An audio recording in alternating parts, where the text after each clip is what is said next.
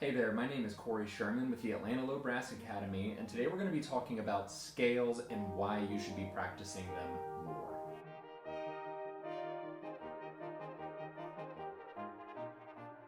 It's not just for auditions. I have 3 big reasons why I have my students practice their scales frequently, and I'm talking about all 12 major scales.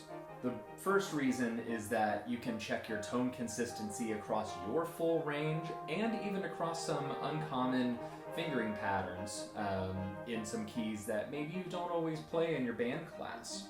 Another finger reason, is that the faster you can play the scale, usually your finger technique will improve and your articulation speed is also going to improve the faster you're able to play. And lastly, if you're more familiar with uncommon keys, then you're going to be better prepared for some sight reading challenges or when that tricky piece of repertoire is handed out in class and it's in a key that maybe you don't always play in. With the strategies I give you today, you'll feel a little bit more prepared for those kinds of moments. So, some things that you might need before we get started are maybe a fingering chart if you need it. A scale sheet can also be helpful, and definitely a metronome. So let's get started. Let's start by addressing some common mistakes here. The first issue that I usually hear in younger students is that there's a trial by error in figuring out what fingerings and what notes to play. We can be much more systematic with this, and I'll show you how to do that. 2 other big common issues I see are either starting too fast, trying to play too much at once, meaning not breaking the scale into smaller pieces, or a combination of those 2. So one by one, we're going to talk about each of these.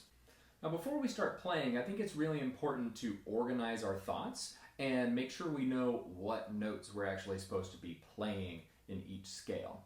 So let's start with the key signature. This is going to tell us what notes are flat, which notes are sharp, and which notes are natural. And this can be found as a collection of flats or a collection of sharps up at the beginning of the line, the very top left of the page, near the clef and near the time signature.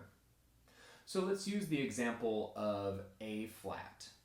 A flat is going to have 4 flats in the key signature.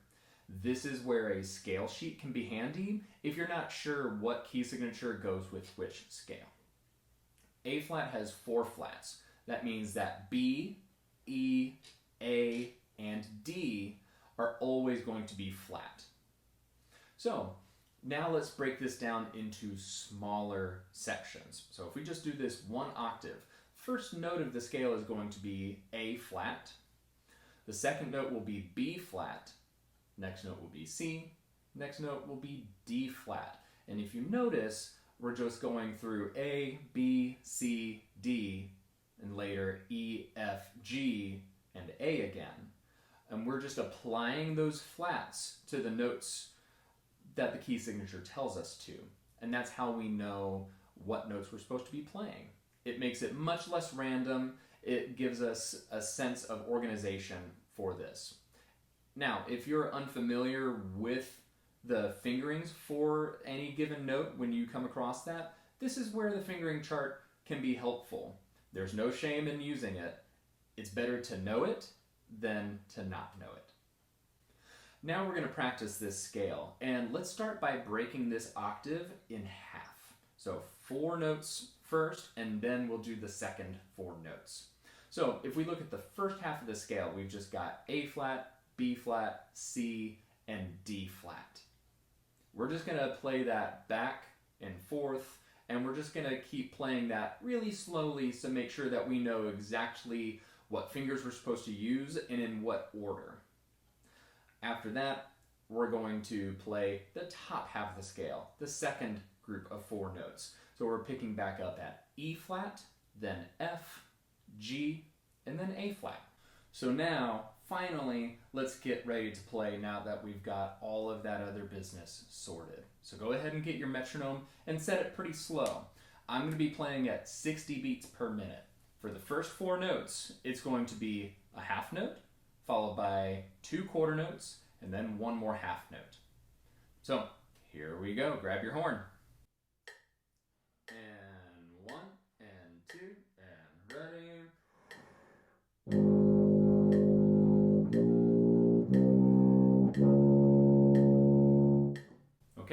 How'd you do?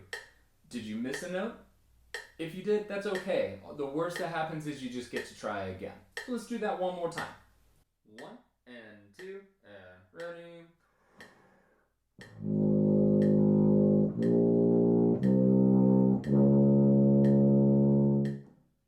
Did it go a little better? Good. So now here's what we're going to do. We're going to play the same thing, then we're going to take a breath and play the same thing in reverse. So we'll go up the little mini scale, and then we're going to repeat the D flat and go back down. We'll do this 2 times. 1 and 2 and ready.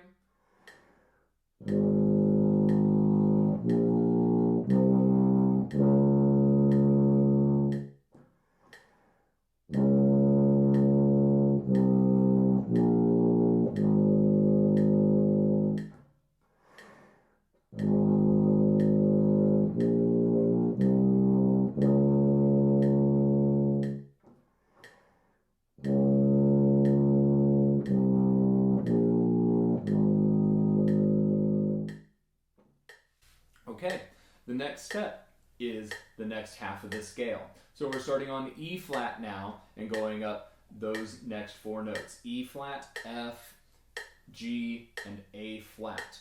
Let's go just by going up first. Okay, so starting on the E flat, here we go. And 1 and 2 and ready.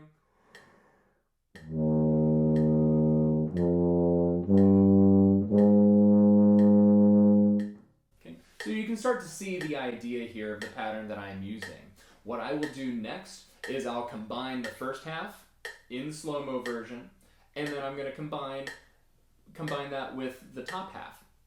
So it's going to sound like this. Listen once, and then play along. 1, 2, and ready.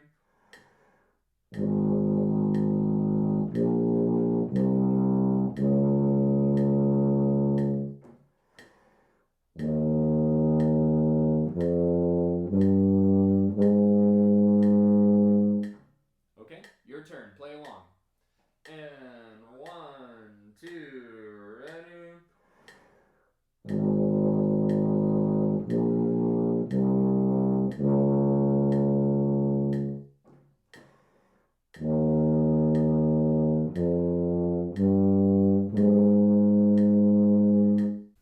I hope that this pattern can be useful for you. You can use this in any configuration you like. You can gradually start to speed things up.